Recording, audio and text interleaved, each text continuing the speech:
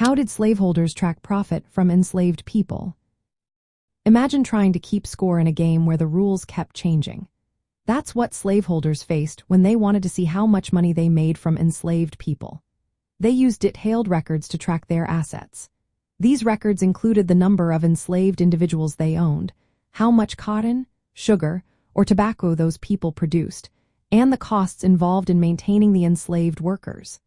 They kept careful notes on how much each crop sold for in different markets. Since prices could go up or down based on demand, slaveholders adjusted their plans to get the most profit. They also tracked the costs of expanding their operations.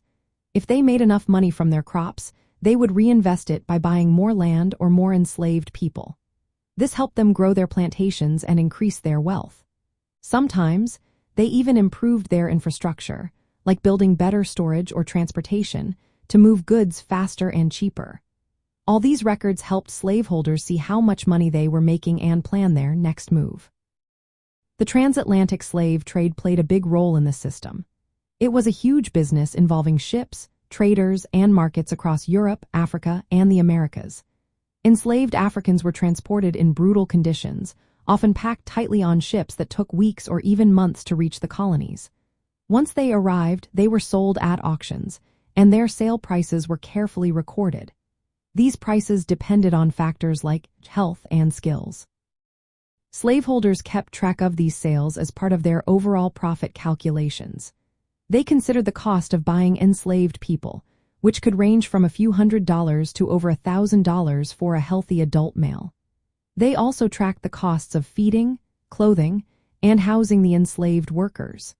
By comparing these costs with the value of the crops they produced and sold, they could see how much profit they were making. This system of record-keeping was essential for maintaining the economic engine of slavery. It allowed slaveholders to see the direct link between the enslaved labor and their wealth. It also helped them make decisions about expanding their plantations or investing in new trade routes.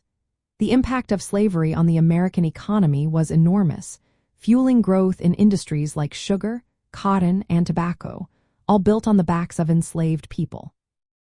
So, when we look at how slaveholders tracked profit, it's clear they used detailed records, monitored market prices, and carefully managed their investments.